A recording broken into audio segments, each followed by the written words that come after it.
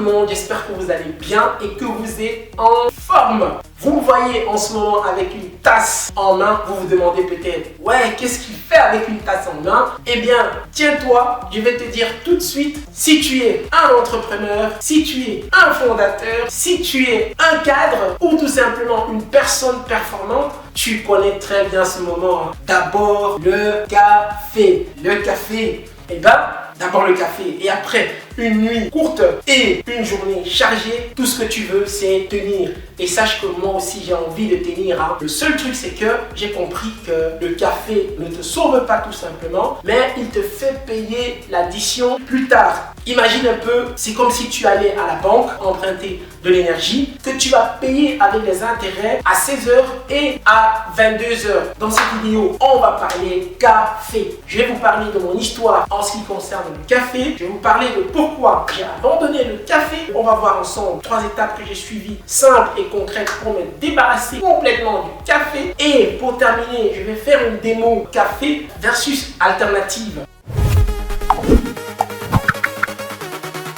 Vous savez, hein, à l'époque, je carburais café, boulot à fond. Je pensais que le café me rendait performant, mais en fait, c'était pas le cas. Mais le café me mettait plutôt en mode vite.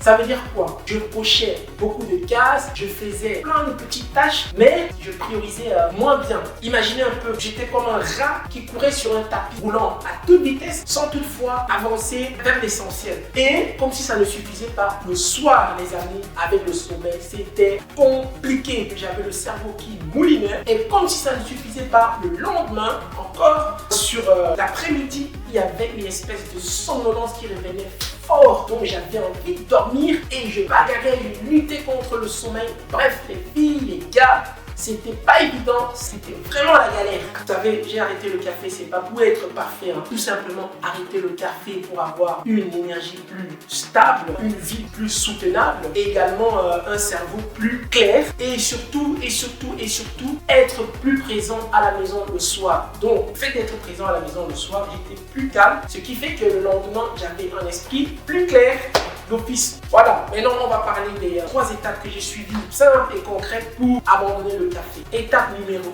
1, avoir une alternative décisive avant de supprimer. Ça veut dire quoi? Tu gardes ton rituel, c'est-à-dire ta tasse chaude, ta pause et l'odeur. Donc tu gardes ça. Numéro 2, casser l'habitude progressivement et pas en mode héros ou héroïne. Ça veut dire quoi? Je t'apprends rien. Tu sais que le sevrage peut causer le mal de tête, la fatigue, la baisse de concentration. Donc tu ne casses pas juste comme ça, mais tu le fais progressivement et par palier. Je te prends un exemple. Si tu consommes par exemple 3 tasses de café par jour, la première semaine, tu vas réduire à 2 tasses. La deuxième semaine, tu vas prendre une seule tasse et la troisième semaine, 0 tasse. 3, éviter la rechute. Ça veut dire quoi la rechute? Pour moi, je me disais, ah ouais, juste une fois, mais le juste une fois, c'est genre tous les jours quoi. Donc je disais, oui, je vais juste boire ça une seule fois, mais en fait, je buvais tous les jours. Non, tu fais pas ça. Ce que tu fais, c'est genre, prépare ton alternative bien à l'avance sur une table, tu la rends visible et ça doit être prêt. En faisant ça, qu'est-ce que tu fais? Tu mets le rail en place et même quand tu vas être fatigué, le train, ça va avancer, hein, la machine, ça va avancer.